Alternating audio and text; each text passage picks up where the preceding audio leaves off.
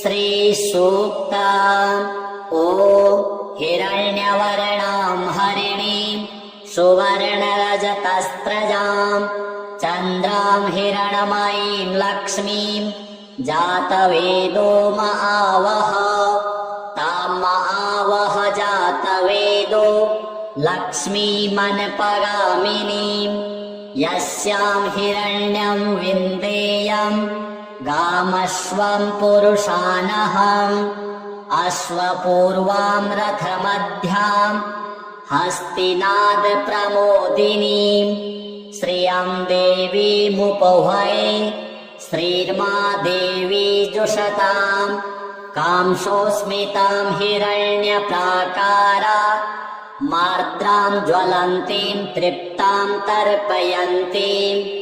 पद्मे स्थितां पद्मवर्णां तामिहोपहये श्रियां चन्द्रां प्रभासां यशसा ज्वलन्तीं श्रियं लोके देवजुष्टामुदारां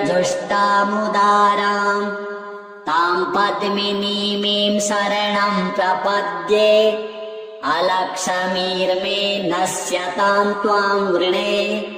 आदित्यवर्णे तपसोऽधिजातो वनस्पतिस्थौ वृक्षोऽथ बिल्वः तस्य फलानि तपसा नुदन्तो या अन्तरायाश्च बाह्या अलक्ष्मीः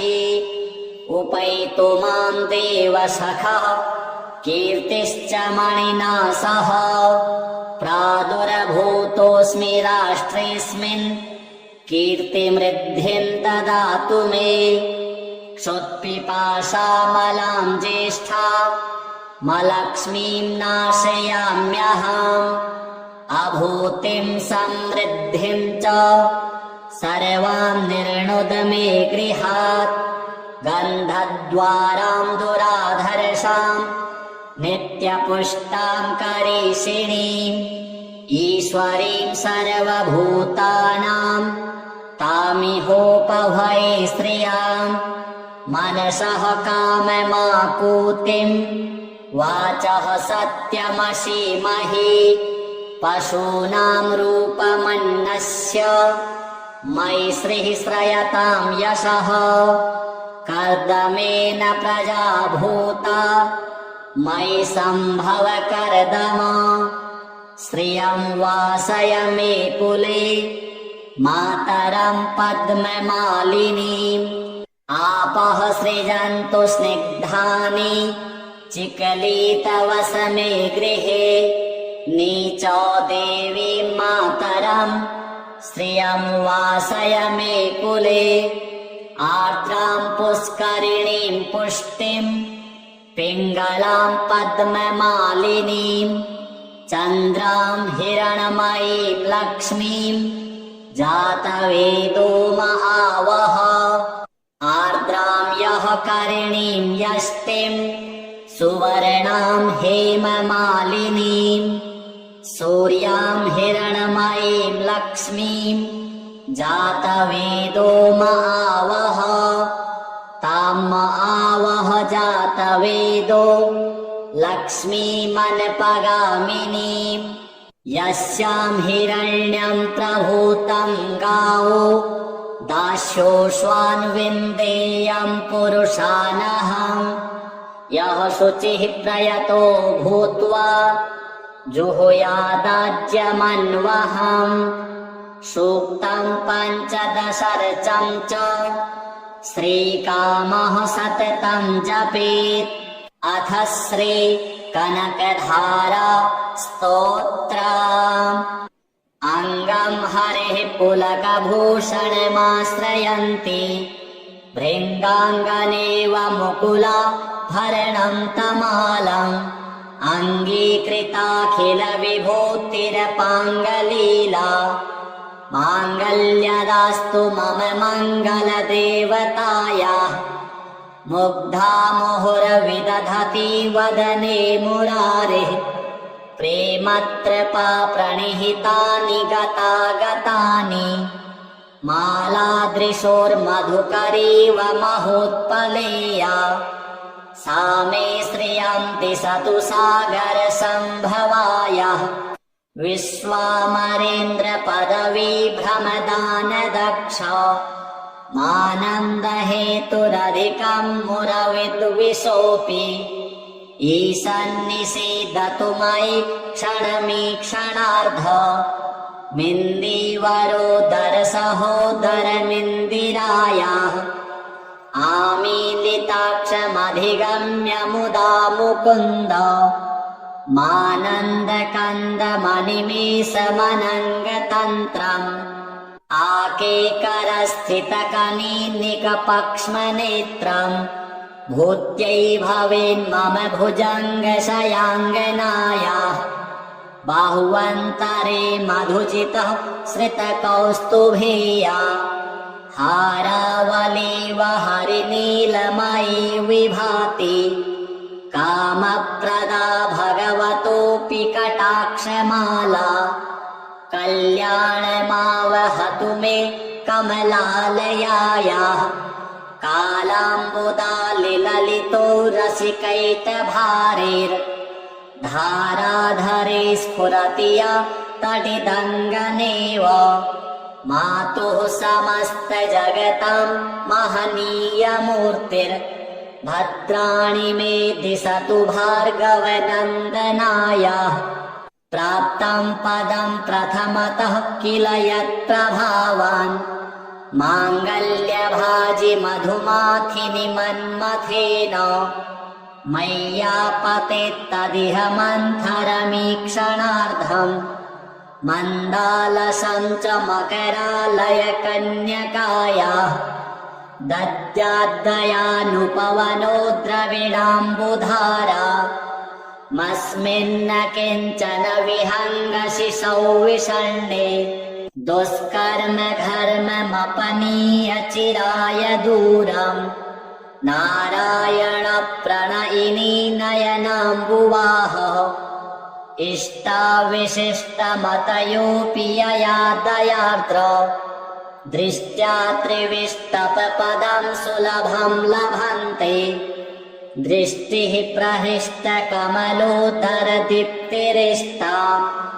पुष्टिं कृषिष्ट मम पुष्करविस्तराया गीर्देवतीति गरुडध्वज सुन्दरीति शाकम्भरीति शशिशेखरवल्लभेति सृष्टिस्थितिप्रलयकेलिषु संस्थितायै तस्यै नमस्त्रिभुवनैकगुरुस्तरुण्यै श्रुत्यै नमोऽस्तु शुभकर्मफलप्रसूत्यै रत्यै नमोऽस्तु रमणीयगुणार्णवायै शक्त्यै नमोऽस्तु शतपत्रनिकेतनायै पुष्ट्यै नमोऽस्तु पुरुषोत्तमवल्लभायै नमोऽस्तु नालीकनिभाननायै नमोऽस्तु दुग्धोदधिजन्मभूत्यै नमोऽस्तु सोमामृतसोदरायै नमोऽस्तु नारायणवल्लभायै सम्पत्कराणि सकलेन्द्रियनन्दनानि साम्राज्यदानविभवानि सरोरुहाक्षि त्वद्वन्दनानि दुरिता हरणोद्यतानि मामेव मातरनिशं कलयन्तु मान्ये यत्कटाक्षसमुपासनाविधिः सेवकस्य सकलार्थसम्पदः शन्तनोति वचनाङ्गमानसैस्त्वां मुरारिहृदयेश्वरीं भजे सरसिजनिलये सरोजहस्ते धवलतमांशुकगन्धमाल्यशोभे भगवति हरिवल्लभे मनोज्ञे त्रिभुवनभूतिकरि प्रसीद मह्यम् दिग्हस्तिभिः कनककुम्भमुखावसृष्ट स्वरवाहिनी विमलचारुजलप्लुताङ्गीम्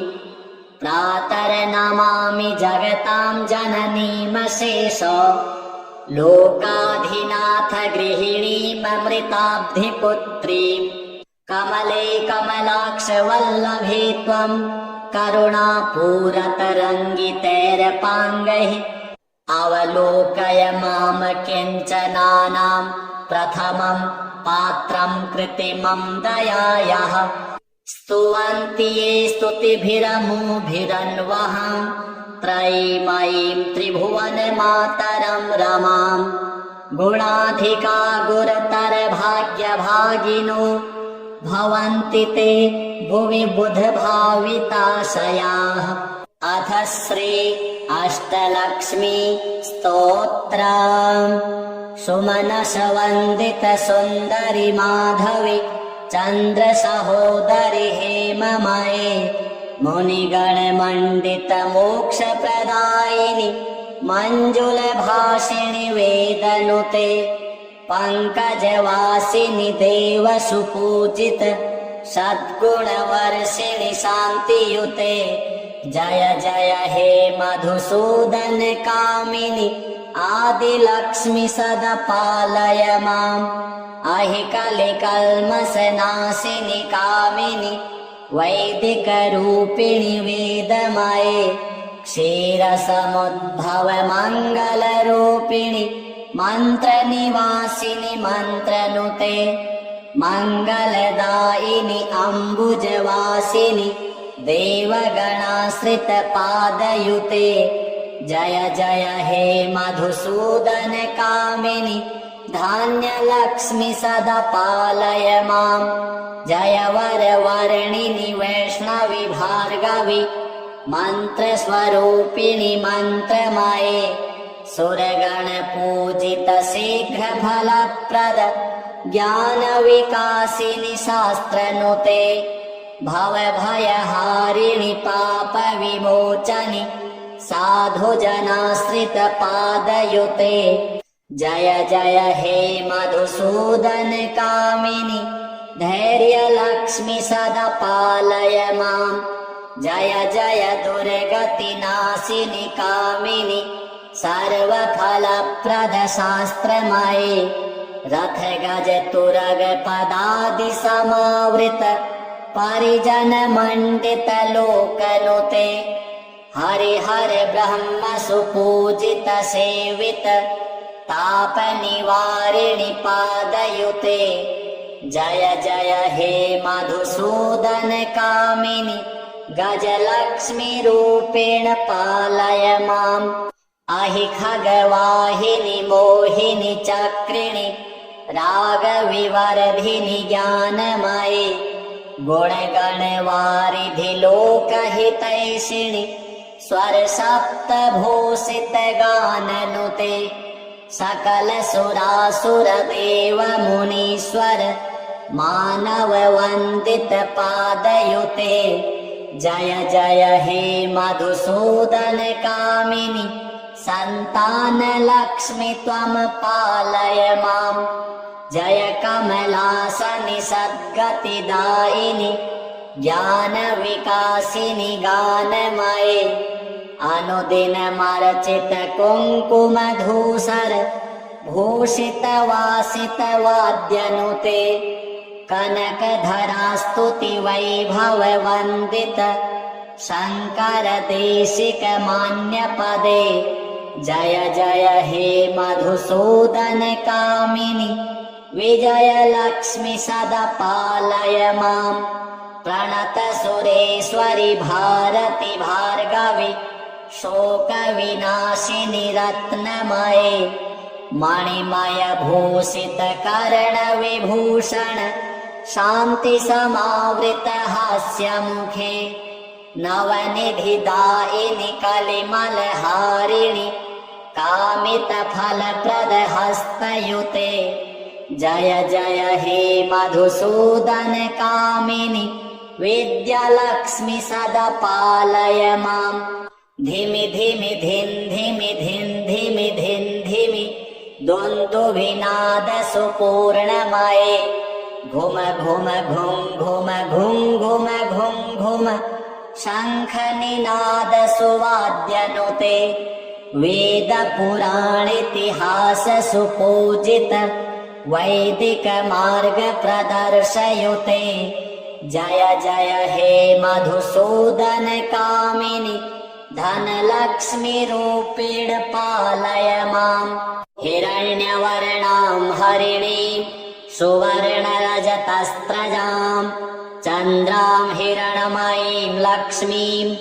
जातवेदो महावह तां महावह जातवेदो लक्ष्मीमनपगामिनीं यस्यां हिरण्यं विन्देयं गामश्वं पुरुषानहम् अश्वपूर्वां रथमध्यां हस्तिनादप्रमोदिनीं श्रियं देवीमुपहये श्रीर्मा देवी जुषतां कांसोऽस्मितां हिरण्यप्राकारा मार्द्रां ज्वलन्तीं तृप्तां तर्पयन्तीं पद्मे स्थितां पद्मवर्णां तामिहोपहये श्रियां चन्द्रां प्रभासां यशसा ज्वलन्तीं श्रियं लोके देवजुष्टामुदारां तां पद्मिनीमीं शरणं प्रपद्ये अलक्ष्मीर्मे नश्यतां त्वां वृणे आदित्यवर्णे तपसोऽधिजातो वनस्पतिस्थौ वृक्षोऽथ बिल्वः तस्य फलानि तपसा नुदन्तु या अन्तरायाश्च बाह्या अलक्ष्मीः उपैतु मां देवसखः कीर्तिश्च मणिना सह प्रादुर्भूतोऽस्मि राष्ट्रेऽस्मिन् कीर्तिमृद्धिं ददातु मे क्षुत्पिपासामलां ज्येष्ठा मलक्ष्मीं नाशयाम्यहम् अभूतिं समृद्धिं च सर्वां निर्णुद मे गृहात् गन्धद्वारां दुराधर्षां नित्यपुष्टां करीषिणीम् ईश्वरीं सर्वभूतानां तामिहोपहये श्रियां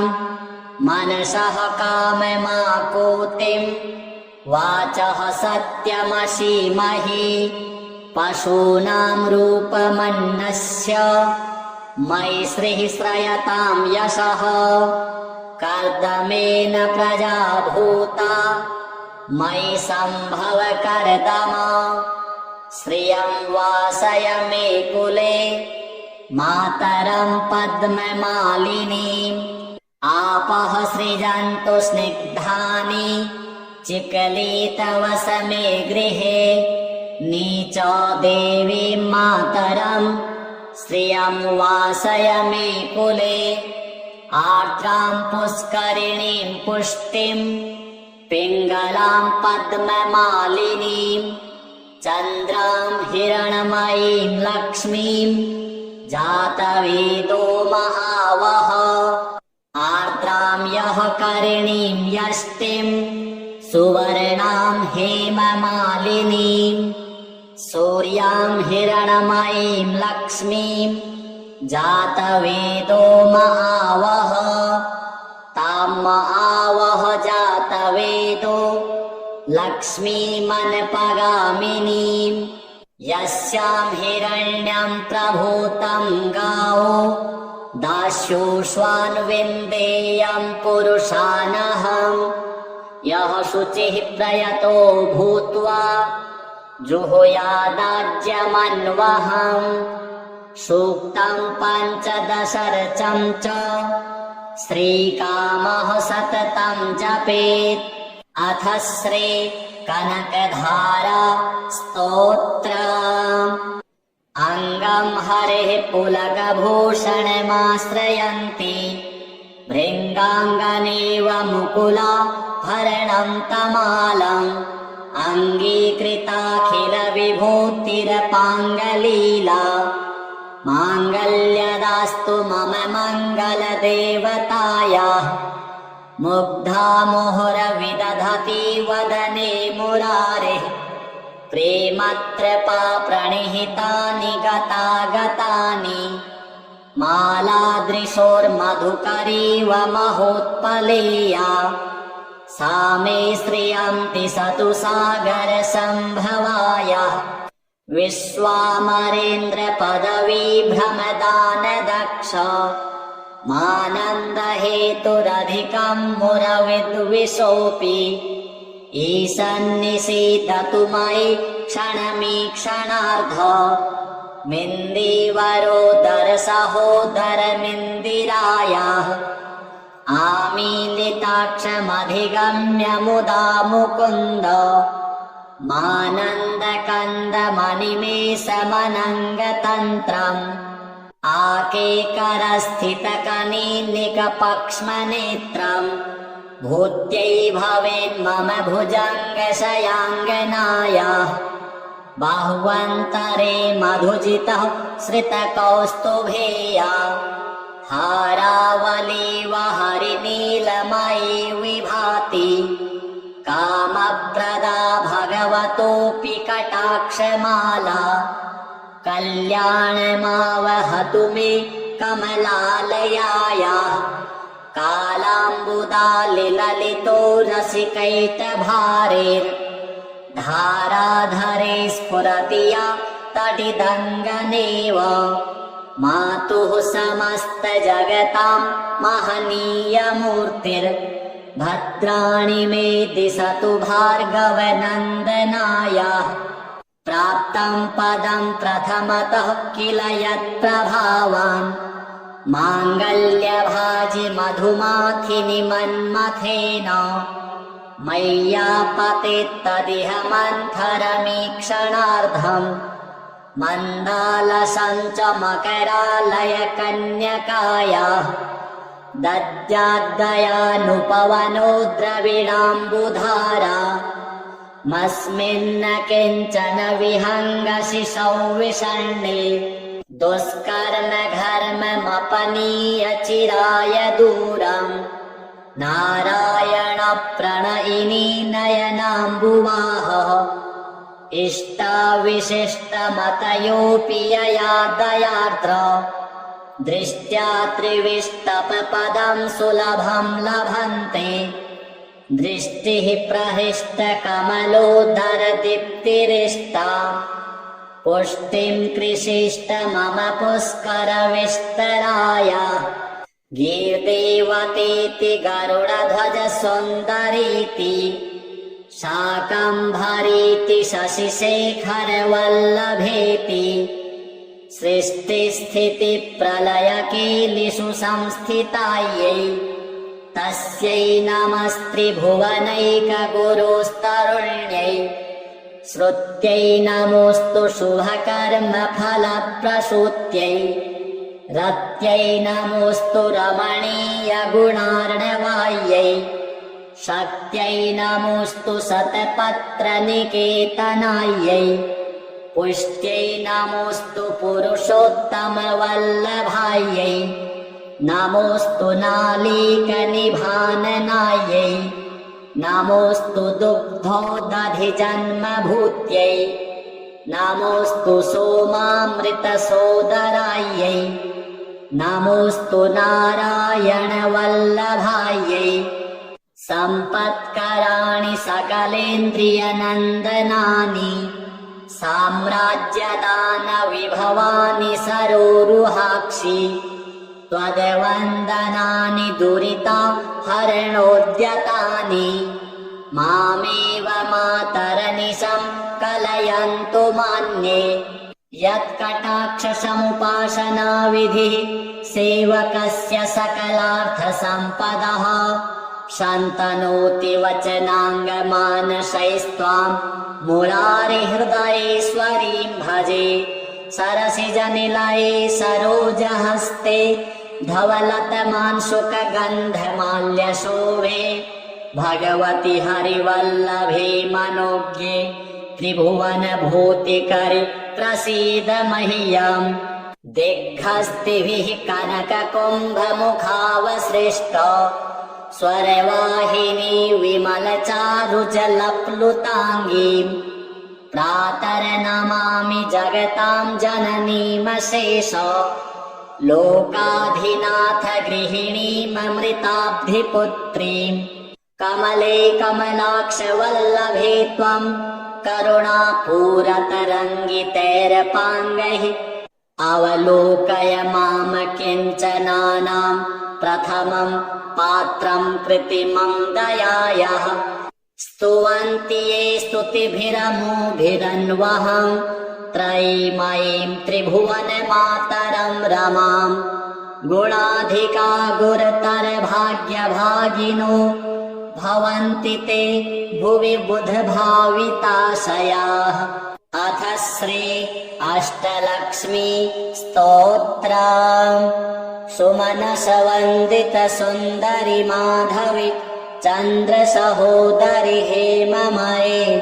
मुनिगण मण्डित मोक्ष प्रदायिनि मंजुल भाषिणि वेदनुते पंकजवासिनि देव सुपूजित सद्गुणवर्षिणि शान्तियुते जय जय हे मधुसूदन कामिनि आदिलक्ष्मि सदा पालय माम् अहि कलिकल्मषनाशिनि कामिनि वैदिक रूपिणि वेदमये क्षीरसमुद्भव मंगल रूपिणि मंत्र निवासिनि मंत्रनुते मंगलदायिनि अम्बुजवासिनि देवगणाश्रित पादयुते जय जय हे मधुसूदन कामिनि धान्यलक्ष्मि सदा पालय माम् जय वरवर्णिनि वैष्णवि भार्गवि मंत्र स्वरूपिणि मंत्रमये सुरगण पूजित शीघ्र फलप्रद ज्ञान विकासिनि शास्त्रनुते भव भयहारिणि पाप विमोचनि साधु जनाश्रित पादयुते जय जय हे मधुसूदन कामिनि धैर्य लक्ष्मि सदा पालय माम् जय जय दुर्गति नाशिनि कामिनि सर्वफलप्रद शास्त्रमये रथ गज तुरग पदादि समावृत परिजन मंडित लोकनुते हरिहर ब्रह्म सुपूजित सेवित ताप निवारिणि पादयुते जय जय हे मधुसूदन कामिनि गजलक्ष्मी रूपेण पालय माम् अहि खगवाहिनि मोहिनि चक्रिणि रागविवर्धिनि ज्ञानमये गुणगणवारिधि लोकहितैषिणि स्वर सप्तभूषित गाननुते सकल सुरासुर देव मुनीश्वर मानव वन्दित पादयुते जय जय हे मधुसूदन कामिनि संतान लक्ष्मि त्वं पालय माम् जय कमलासनि सद्गतिदायिनि ज्ञान विकासिनि गानमये अनुदिनमर्चित कुङ्कुमधूसर भूषित वासित वाद्यनुते कनकधरा स्तुति वैभव वन्दित शंकर देशिक मान्य पदे जय जय हे मधुसूदन कामिनि विजय लक्ष्मि सदा पालय माम् प्रणत सुरेश्वरि भारति भार्गवि शोक विनाशिनि रत्नमये मणिमय भूषित कर्ण विभूषण शांति समावृत हास्य मुखे नवनिधि दायिनि कलिमल हारिणि कामित फलप्रद हस्तयुते जय जय हे मधुसूदन कामिनि विद्यालक्ष्मी सदा पालय माम् धिमि धिमि धिन् धिमि धिन् धिमि धिन् धिमि दुन्दुभिनाद सुपूर्णमये घुम घुम घुं घुम घुं घुम घुं घुम शङ्खनिनादसुवाद्यनुते वेदपुराणेतिहाससुपूजित वैदिकमार्गप्रदर्शयुते जय जय हे मधुसूदन कामिनि धनलक्ष्मीरूपेण पालय माम् हिरण्यवर्णां हरिणीं सुवर्णरजतस्रजां चन्द्रां हिरणमयीं लक्ष्मीं जातवेदो महावह तां महावह जातवेदो लक्ष्मीमनपगामिनीं यस्यां हिरण्यं विन्देयं गामश्वं पुरुषानहम् अश्वपूर्वां रथमध्यां हस्तिनादप्रमोदिनीं श्रियं देवीमुपहये श्रीर्मा देवी जुषतां कांसोऽस्मितां हिरण्यप्राकारा मार्द्रां ज्वलन्तीं तृप्तां तर्पयन्तीं पद्मे स्थितां पद्मवर्णां तामिहोपहये श्रियां चन्द्रां प्रभासां यशसा ज्वलन्तीं श्रियं लोके देवजुष्टामुदारां तां पद्मिनीमीं शरणं प्रपद्ये अलक्ष्मीर्मे नश्यतां त्वां वृणे आदित्यवर्णे तपसोऽधिजातो वनस्पतिस्थौ वृक्षोऽथ बिल्वः तस्य फलानि तपसा नुदन्तु या अन्तरायाश्च बाह्या अलक्ष्मीः उपैतु मां देवसखः कीर्तिश्च मणिना सह प्रादुर्भूतोऽस्मि राष्ट्रेऽस्मिन् कीर्तिमृद्धिं ददातु मे क्षुत्पिपासामलां ज्येष्ठा मलक्ष्मीं नाशयाम्यहम् अभूतिं समृद्धिं च सर्वां निर्णुद मे गृहात् गन्धद्वारां दुराधर्षां नित्यपुष्टां करीषिणीम् ईश्वरीं सर्वभूतानां तामिहोपहये श्रियां मनसः काममाकूतिं वाचः सत्यमसीमहि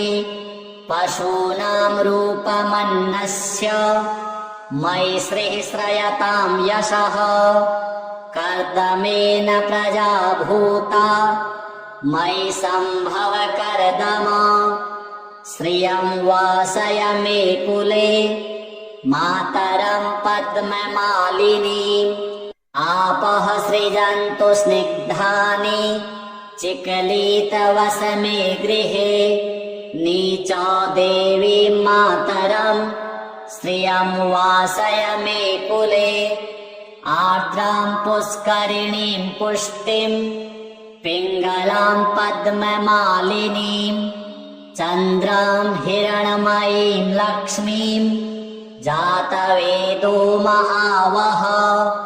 आर्द्रां यः करिणीं यष्टिं सुवर्णां हेममालिनीं सूर्यां हिरणमयीं लक्ष्मीं जातवेदो महावह तां महावह जातवेदो लक्ष्मीमनपगामिनीं यस्यां हिरण्यं प्रभूतं गावो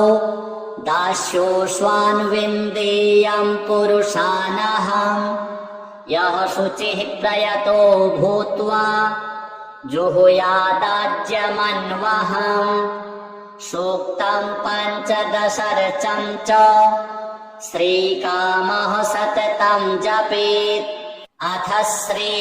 कनकधारा स्तोत्रम् अङ्गं हरिः पुलकभूषणमाश्रयन्ति भृङ्गाङ्गनेव मुकुला भरणं तमालम् अङ्गीकृताखिलविभूतिरपाङ्गलीला माङ्गल्यदास्तु मम मङ्गलदेवतायाः मुग्धा मुहुरविदधति वदने मुरारेः प्रेमत्रपा प्रणिहितानि गतागतानि मालादृशोर्मधुकरीव महोत्पलेया सा मे श्रियं दिशतु सागरसम्भवायाः विश्वामरेन्द्रपदवीभ्रमदानदक्ष मानन्दहेतुरधिकं मुरविद्विषोऽपि ईशन्निषीदतु मयि क्षणमीक्षणार्ध मिन्दीवरोदरसहोदरमिन्दिरायाः आमीलिताक्षमधिगम्य मुदा मुकुन्द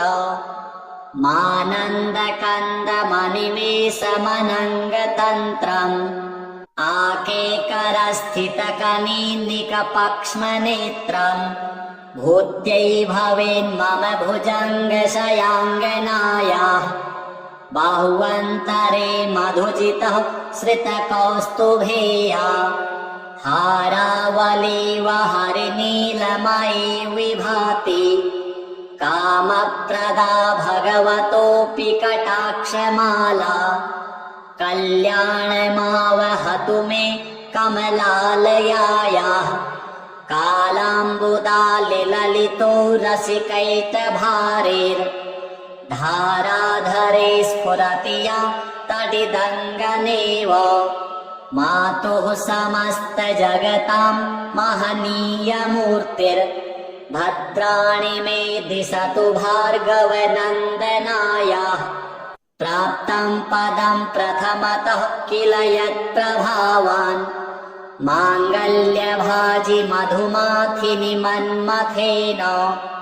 मय्यापतित्तदिह मन्थरमीक्षणार्धम् मन्दालसं च मकरालय कन्यकायाः दद्याद्दयानुपवनो द्रविणाम्बुधारा मस्मिन्न किञ्चन विहङ्गशिशौ विषण्णे दुष्कर्म घर्ममपनीय चिराय दूरम् नारायण प्रणयिनी नयनाम्बुवाहः इष्टाविशिष्टमतयोऽपि यया दयार्द्र दृष्ट्या त्रिविष्टपपदं सुलभं लभन्ते दृष्टिः प्रहृष्टकमलोदरदीप्तिरिष्टाम् पुष्टिं कृषिष्ट मम पुष्करविस्तराया गीर्देवतेति गरुडध्वज सुन्दरीति शाकम्भरीति शशिशेखरवल्लभेति सृष्टिस्थितिप्रलयकीलिषु संस्थितायै तस्यै नमस्त्रिभुवनैकगुरुस्तरुण्यै श्रुत्यै नमोऽस्तु शुभकर्मफलप्रसूत्यै रत्यै नमोऽस्तु रमणीयगुणार्णवायै शक्त्यै नमोऽस्तु शतपत्रनिकेतनायै पुष्ट्यै नमोऽस्तु पुरुषोत्तमवल्लभायै नमोऽस्तु नालीकनिभाननायै नमोऽस्तु दुग्धोदधिजन्मभूत्यै नमोऽस्तु सोमामृतसोदरायै नमोऽस्तु नारायणवल्लभायै सम्पत्कराणि सकलेन्द्रियनन्दनानि साम्राज्यदानविभवानि सरोरुहाक्षि त्वद्वन्दनानि दुरिता हरणोद्यतानि मामेव मातरनिशं कलयन्तु मान्ये यत्कटाक्षसमुपासनाविधिः सेवकस्य सकलार्थसम्पदः शन्तनोति वचनाङ्गमानसैस्त्वां मुरारिहृदयेश्वरीं भजे सरसिजनिलये सरोजहस्ते धवलतमांशुकगन्धमाल्यशोभे भगवति हरिवल्लभे मनोज्ञे त्रिभुवनभूतिकरि प्रसीद मह्यम् दिग्हस्तिभिः कनककुम्भमुखावसृष्ट स्वरवाहिनी विमलचारुजलप्लुताङ्गीम् प्रातर्नमामि जगतां जननीमशेष लोकाधिनाथ गृहिणीममृताब्धिपुत्रीम् कमले कमलाक्षवल्लभे त्वम् करुणापूरतरङ्गितैरपाङ्गैः अवलोकय माम किञ्चनानां प्रथमं पात्रं कृत्रिमं दयायाः स्तुवन्ति ये स्तुतिभिरमोभिरन्वहं त्रयीमयीं त्रिभुवनमातरं रमां गुणाधिका गुरतर भाग्यभागिनो भवन्ति ते भुवि बुधभाविताशयाः अथ श्री अष्टलक्ष्मी स्तोत्रम् सुमनसवन्दित सुन्दरि माधवि चन्द्रसहोदरि हेममये मुनिगणमण्डित मोक्षप्रदायिनि मञ्जुलभाषिणि वेदनुते पङ्कजवासिनि देवसुपूजित सद्गुणवर्षिणि शान्तियुते जय जय हे मधुसूदन कामिनि आदिलक्ष्मि सदा पालय माम् अहि कलिकल्मषनाशिनि कामिनि वैदिकरूपिणि वेदमये क्षीरसमुद्भव मङ्गलरूपिणि मन्त्रनिवासिनि मन्त्रनुते मङ्गलदायिनि अम्बुजवासिनि देवगणाश्रित पादयुते जय जय हे मधुसूदन कामिनि धान्यलक्ष्मि सदा पालय माम् जय वरवर्णिनि वैष्णवि भार्गवि मन्त्रस्वरूपिणि मन्त्रमये सुरगणपूजित शीघ्रफलप्रद ज्ञानविकासिनि शास्त्रनुते भवभयहारिणि पापविमोचनि साधुजनाश्रित पादयुते जय जय हे मधुसूदन कामिनि धैर्यलक्ष्मि सदा पालय माम् जय जय दुर्गतिनाशिनि कामिनि सर्वफलप्रद शास्त्रमये रथ गज तुरग पदादि समावृत परिजन मण्डित लोकनुते हरिहर ब्रह्म सुपूजित सेवित ताप निवारिणि पादयुते जय जय हे मधुसूदन कामिनि गजलक्ष्मी रूपेण पालय माम् अहि खगवाहिनि मोहिनि चक्रिणि रागविवर्धिनि ज्ञानमये गुणगणवारिधि लोकहितैषिणि स्वर सप्तभूषित गाननुते सकल सुरासुर देव मुनीश्वर मानव वन्दित पादयुते जय जय हे मधुसूदन कामिनि संतान लक्ष्मी त्वं पालय माम् जय कमलासनि सद्गतिदायिनि ज्ञान विकासिनि गानमये अनुदिनमर्चित कुङ्कुम धूसर भूषित वासित वाद्यनुते कनकधरा स्तुति वैभव वन्दित शङ्कर देशिक मान्य पदे जय जय हे मधुसूदन कामिनि विजय लक्ष्मी सदा पालय माम्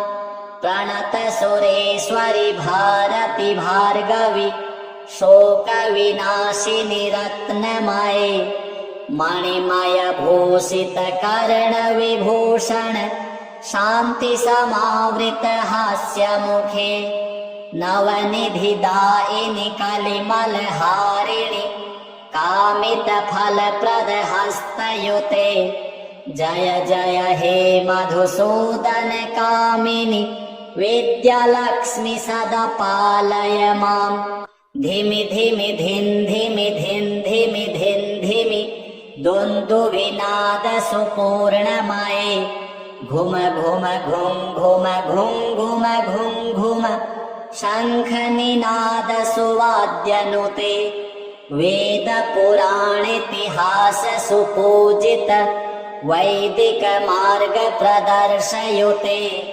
जय जय हे मधुसूदन कामिनि धनलक्ष्मी रूपेण पालय माम् हिरण्यवर्णां हरिणीं सुवर्णरजतस्रजाम् चन्द्रां हिरणमयीं लक्ष्मीं जातवेदो महावह तां महावह जातवेदो लक्ष्मीमनपगामिनीं यस्यां हिरण्यं विन्देयं गामश्वं पुरुषानहम् अश्वपूर्वां रथमध्यां हस्तिनाद प्रमोदिनीं श्रियं देवीमुपहये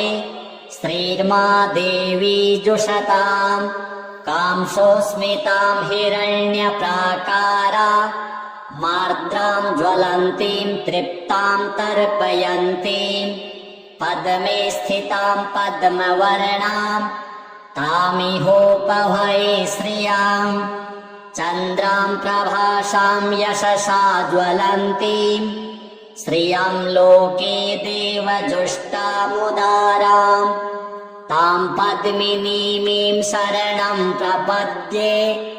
अलक्ष्मीर्मे नश्यतां त्वां वृणे आदित्यवर्णे तपसोऽधिजातो वनस्पतिस्थौ वृक्षोऽथ बिल्वः तस्य फलानि तपसा नुदन्तु या अन्तरायाश्च बाह्या अलक्ष्मीः उपैतु मां देवसखः कीर्तिश्च मणिना सह प्रादुर्भूतोऽस्मि राष्ट्रेऽस्मिन् कीर्तिमृद्धिं ददातु मे क्षुत्पिपासामलां ज्येष्ठा मलक्ष्मीं नाशयाम्यहम् अभूतिं समृद्धिं च सर्वां निर्णुद मे गृहात् गन्धद्वारां दुराधर्षां नित्यपुष्टां करीषिणीम् ईश्वरीं सर्वभूतानां तामिहोपहये श्रियां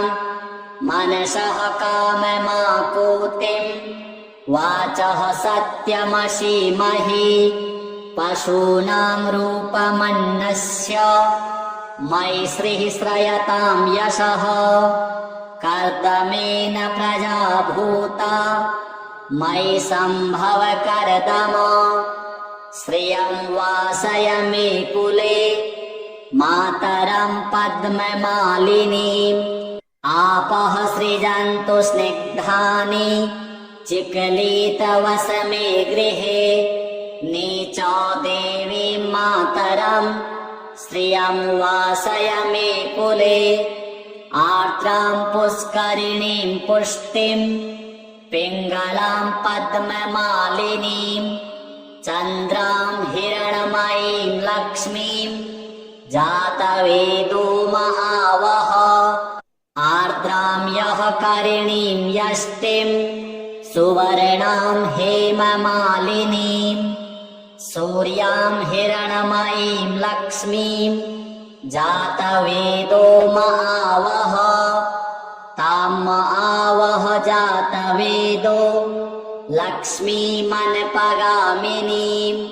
यस्यां हिरण्यं प्रभूतं गावो दास्योऽश्वान्विन्देयं पुरुषानहम् यः शुचिः प्रयतो भूत्वा जुहुयादाज्यमन्वहम् सूक्तं पञ्चदशर्चं च श्रीकामः सततं जपेत् अथ श्री कनकधारा स्तोत्रम् अङ्गं हरेः पुलकभूषणमाश्रयन्ति भृङ्गाङ्गनेव मुकुला भरणन्तमालम् अङ्गीकृताखिल विभूतिरपाङ्गलीला माङ्गल्यदास्तु मम मङ्गलदेवतायाः मुग्धा मुहुरविदधति वदने मुरारेः प्रेमत्रपा प्रणिहितानि गतागतानि मालादृशोर्मधुकरीव महोत्पलेया सा मे श्रियं दिशतु सागरसम्भवायाः विश्वामरेन्द्रपदवीभ्रमदानदक्ष मानन्दहेतुरधिकं मुरविद्विषोऽपि ईशन्निषेधतु मयि क्षणमीक्षणार्ध मिन्दिवरोदरसहोदरमिन्दिरायाः आमीलिताक्षमधिगम्य मुदा मुकुन्द मानन्दकन्दमनिमेषमनङ्गतन्त्रम् आकेकरस्थितकनीनिकपक्ष्मनेत्रम् भूत्यै भवेन्मम भुजङ्गशयाङ्गनायाः बाह्वन्तरे मधुचितः श्रितकौस्तुभेया हारावलीव हरिनीलमयी विभाति कामप्रदा भगवतोऽपि कटाक्षमाला कल्याणमावहतु मे कमलालयायाः कालाम्बुदालिललितो रसिकैटभारेर्धाराधरे स्फुरति या तडिदङ्गनेव मातुः समस्तजगतां महनीयमूर्तिर्भद्राणि मे दिशतु भार्गवनन्दनायाः प्राप्तं पदं प्रथमतः किल यत्प्रभावान् माङ्गल्यभाजि मधुमाथिनि मन्मथेन मय्यापतेत्तदिह मन्थरमीक्षणार्धम् मन्दालसं च मकरालय कन्यकायाः दद्याद्दयानुपवनो द्रविणाम्बुधारा मस्मिन्न किञ्चन विहङ्गशिशौ विषण्णे दुष्कर्म घर्ममपनीय चिराय दूरम् नारायण प्रणयिनी नयनाम्बुवाहः इष्टाविशिष्टमतयोऽपि यया दयार्द्र दृष्ट्या त्रिविष्टपपदं सुलभं लभन्ते दृष्टिः प्रहृष्टकमलोदरदीप्तिरिष्टाम् पुष्टिं कृषिष्ट मम पुष्करविस्तरायाः गीर्देवतेति गरुडध्वज सुन्दरीति शाकम्भरीति शशिशेखरवल्लभेति सृष्टिस्थितिप्रलयकेलिषु संस्थितायै तस्यै नमस्त्रिभुवनैकगुरुस्तरुण्यै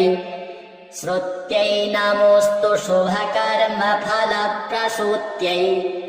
रत्यै नमोऽस्तु रमणीयगुणार्णवायै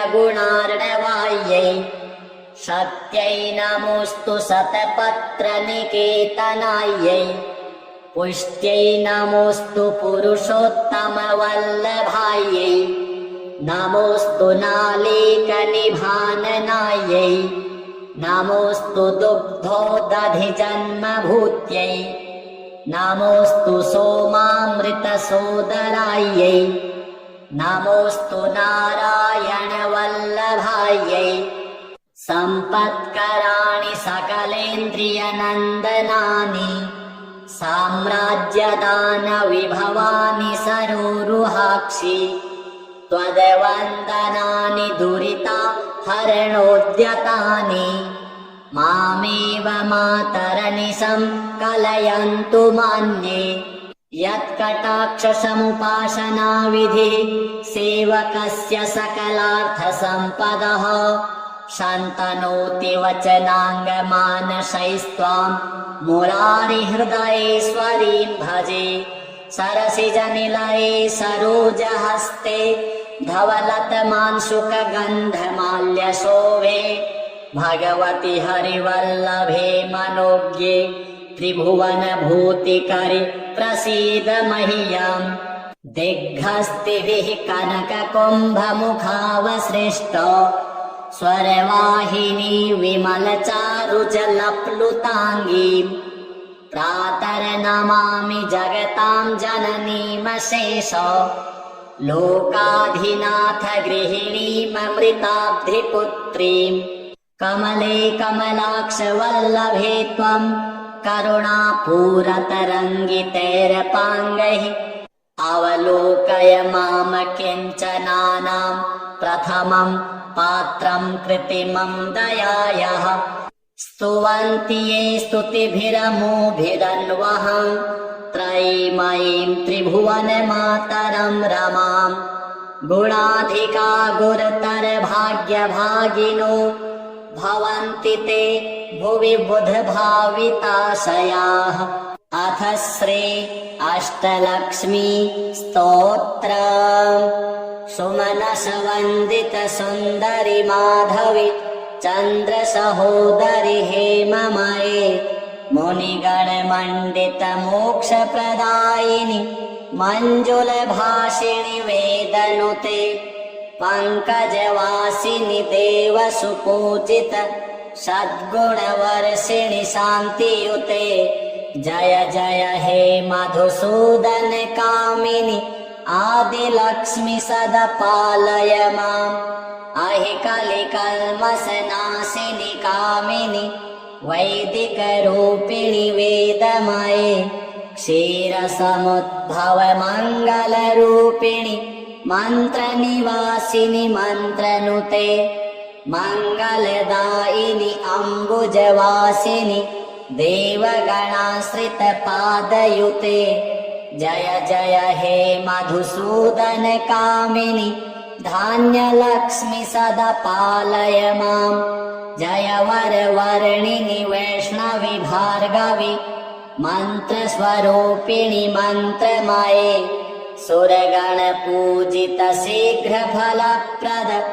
ज्ञानविकासिनि शास्त्रनुते भवभयहारिणि पाप विमोचनि साधुजनाश्रित पादयुते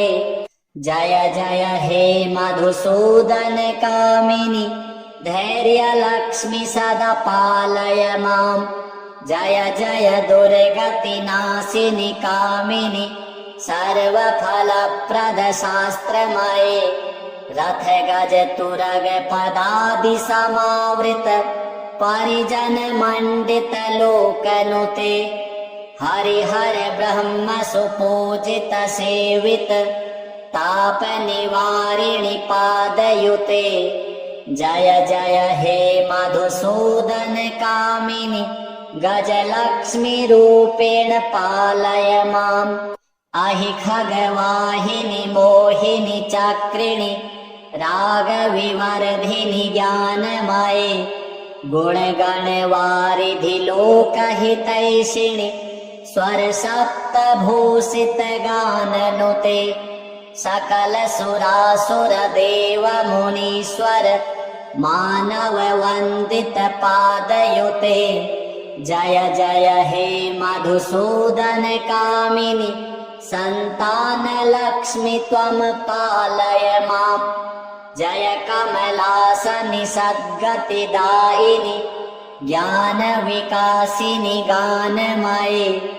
अनुदिनमर्चित कुङ्कुमधूसर भूषित वासित वाद्यनुते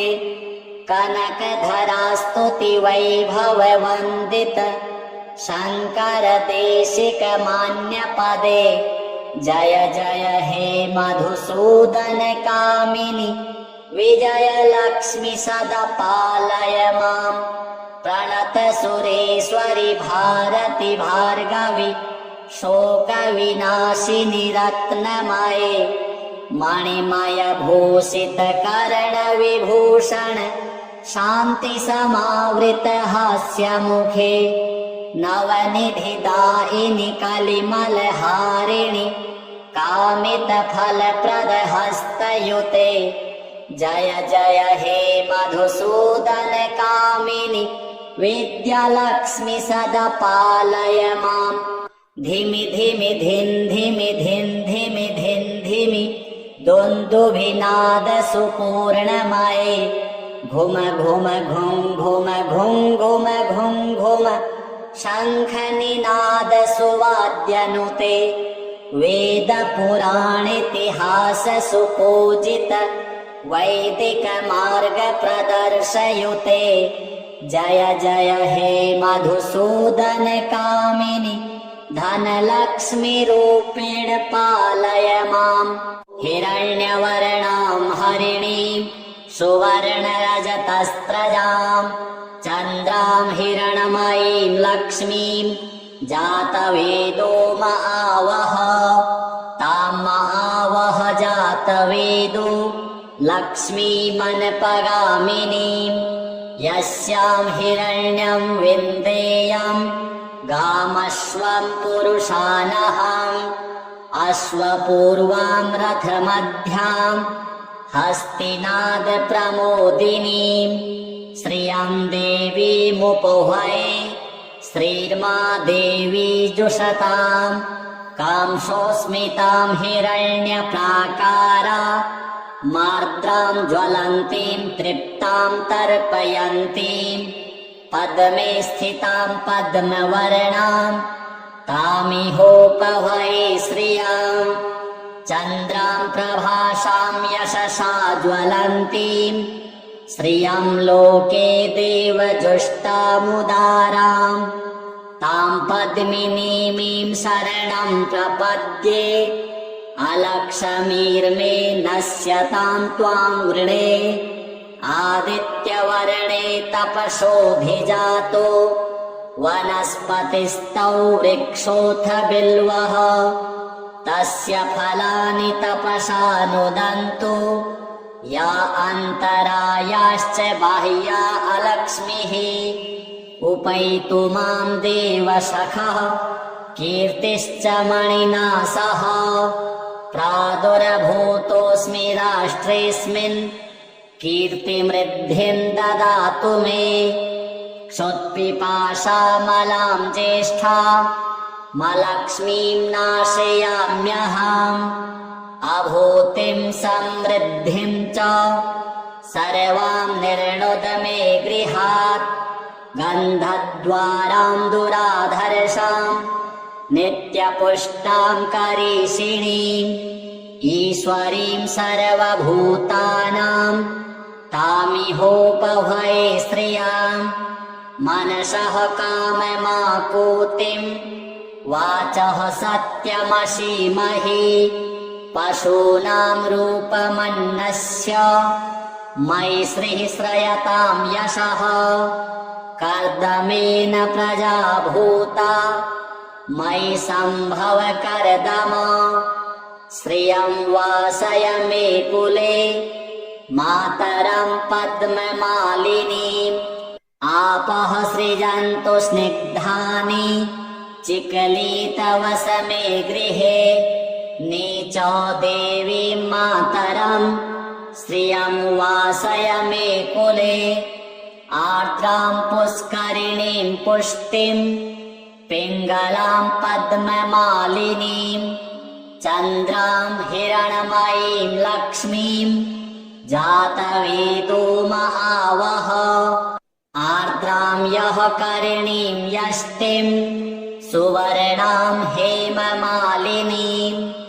सूर्यां हिरणमयीं लक्ष्मीं जातवेदो महावह तां महावह जातवेदो लक्ष्मीमनपगामिनीं यस्यां हिरण्यं प्रभूतं गावो दास्योऽश्वान्विन्देयं पुरुषानहम् यः शुचिः प्रयतो भूत्वा जुहुयादाज्यमन्वहम् सूक्तं पञ्चदशर्चं च श्रीकामः सततं जपेत् अथ श्री कनकधारा स्तोत्रम् अङ्गं हरेः पुलकभूषणमाश्रयन्ति भृङ्गाङ्गनेव मुकुला भरणं तमालम् अङ्गीकृताखिलविभूतिरपाङ्गलीला माङ्गल्यदास्तु मम मङ्गलदेवतायाः मुग्धा मुहुरविदधति वदने मुरारेः प्रेमत्रपा प्रणिहितानि गतागतानि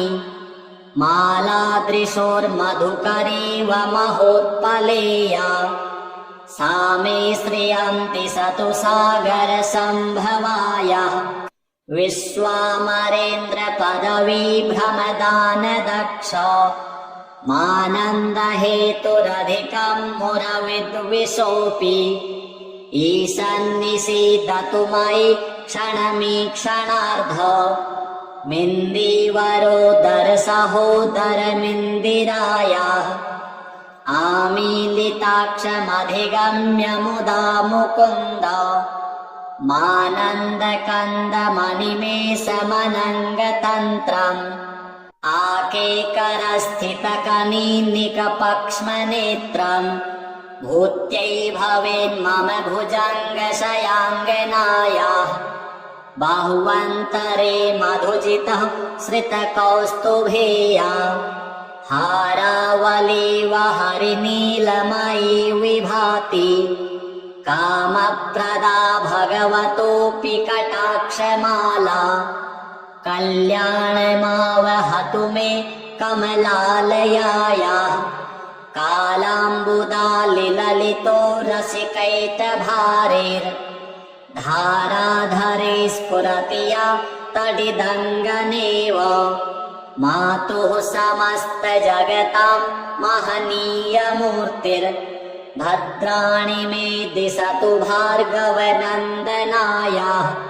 प्राप्तं पदं प्रथमतः किल यत्प्रभावान् माङ्गल्यभाजि मधुमाथिनि मन्मथेन मय्यापतेत्तदिह मन्थरमीक्षणार्धम् मन्दालसञ्च मकरालय कन्यकायाः दद्याद्दयानुपवनो द्रविणाम्बुधारा मस्मिन्न किञ्चन विहङ्गशिशौ विषण्णे दुष्कर्मघर्ममपनीय चिराय दूरम् नारायणप्रणयिनी नयनाम्बुवाहः इष्टाविशिष्टमतयोऽपि यया दयार्द्र दृष्ट्या त्रिविष्टपपदं सुलभं लभन्ते दृष्टिः प्रहिष्टकमलोदरदीप्तिरिष्टाम् पुष्टिं कृषिष्ट मम पुष्करविस्तरायाः गीर्देवतेति गरुडध्वज सुन्दरीति शाकम्भरीति शशिशेखरवल्लभेति सृष्टिस्थितिप्रलयकेलिषु संस्थितायै तस्यै नमस्त्रिभुवनैकगुरुस्तरुण्यै श्रुत्यै नमोऽस्तु शुभकर्मफलप्रसूत्यै रत्यै नमोऽस्तु रमणीयगुणार्णवायै शक्त्यै नमोऽस्तु शतपत्रनिकेतनायै पुष्ट्यै नमोऽस्तु पुरुषोत्तमवल्लभायै नमोऽस्तु नालीकनिभाननायै नमोऽस्तु दुग्धोदधिजन्मभूत्यै नमोऽस्तु सोमामृतसोदरायै नमोऽस्तु नारायणवल्लभायै सम्पत्कराणि सकलेन्द्रियनन्दनानि साम्राज्यदानविभवानि सरोरुहाक्षि त्वद्वन्दनानि दुरितहरणोद्यतानि मामेव मातरनिशं कलयन्तु मन्ये यत्कटाक्षसमुपासनाविधिः सेवकस्य सकलार्थसम्पदः शन्तनोति वचनाङ्गमानसैस्त्वां मुरारिहृदयेश्वरीं भजे सरसिजनिलये सरोजहस्ते धवलतमांशुकगन्धमाल्यशोभे भगवति हरिवल्लभे मनोज्ञे त्रिभुवनभूतिकरि प्रसीद मह्यम् दिग्हस्तिभिः कनककुम्भमुखावसृष्ट स्वरवाहिनी विमलचारुजलप्लुताङ्गीम् प्रातर्नमामि जगतां जननीमशेष लोकाधिनाथ गृहिणीममृताब्धिपुत्रीम् कमले कमलाक्ष वल्लभे त्वम् करुणापूरतरङ्गितैरपाङ्गैः अवलोकय माम किञ्चनानां प्रथमं पात्रं कृत्रिमं दयायाः स्तुवन्ति ये स्तुतिभिरमुभिरन्वहं त्रयीमयीं त्रिभुवनमातरं रमां गुणाधिका गुरुतर भाग्यभागिनो भवन्ति ते भुवि बुधभाविताशयाः अथ श्री अष्टलक्ष्मी स्तोत्रम् सुमनस वन्दित सुन्दरि माधवी चन्द्र सहोदरि हेममये मुनिगण मण्डित मोक्ष प्रदायिनि मञ्जुल भाषिणि वेदनुते पंकजवासिनि देव सुपूजित सद्गुणवर्षिणि शान्तियुते जय जय हे मधुसूदन कामिनि आदिलक्ष्मि सदा पालय माम् अहि कलिकल्मषनाशिनि कामिनि वैदिक रूपिणि वेदमये क्षीरसमुद्भव मंगल रूपिणि मंत्र निवासिनि मंत्रनुते मंगलदायिनि अम्बुजवासिनि देवगणाश्रित पादयुते जय जय हे मधुसूदन कामिनि धान्यलक्ष्मि सदा पालय माम् जय वरवर्णिनि वैष्णवि भार्गवि मन्त्रस्वरूपिणि मन्त्रमये सुरगण पूजित शीघ्र फलप्रद ज्ञान विकासिनि शास्त्रनुते भवभयहारिणि पाप विमोचनि साधु जनाश्रित पादयुते जय जय हे मधुसूदन कामिनि धैर्य लक्ष्मि सदा पालय माम् जय जय दुर्गति नाशिनि कामिनि सर्वफलप्रद शास्त्रमये रथ गज तुरग पदादि समावृत परिजन मंडित लोकनुते हरिहर ब्रह्म सुपूजित सेवित ताप निवारिणि पादयुते जय जय हे मधुसूदन कामिनि गजलक्ष्मी रूपेण पालय माम् अहि खगवाहिनि मोहिनि चक्रिणि रागविवर्धिनि ज्ञानमये गुणगणवारिधि लोकहितैषिणि स्वर सप्तभूषित गाननुते सकल सुरासुर देव मुनीश्वर मानव वन्दित पादयुते जय जय हे मधुसूदन कामिनि संतान लक्ष्मि त्वं पालय माम् जय कमलासनि सद्गतिदायिनि ज्ञान विकासिनि गानमये अनुदिनमर्चित कुङ्कुम धूसर भूषित वासित वाद्यनुते कनकधरा स्तुति वैभव वन्दित शंकर देशिक मान्य पदे जय जय हे मधुसूदन कामिनि विजय लक्ष्मि सदा पालय माम् प्रणत सुरेश्वरि भारति भार्गवि शोक विनाशिनि रत्नमये मणिमय भूषित कर्ण विभूषण शान्ति समावृत हास्य मुखे नवनिधि दायिनि कलिमल हारिणि कामित फलप्रद हस्तयुते जय जय हे मधुसूदन कामिनि विद्यालक्ष्मि सदा पालय माम् धिमि धिमि धिन् धिमि धिन् धिमि धिन् धिमि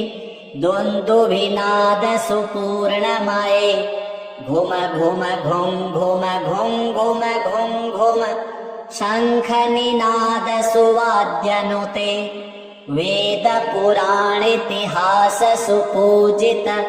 वैदिक मार्ग प्रदर्शयुते जय जय हे मधुसूदन कामिनि धनलक्ष्मी रूपेण पालय माम्।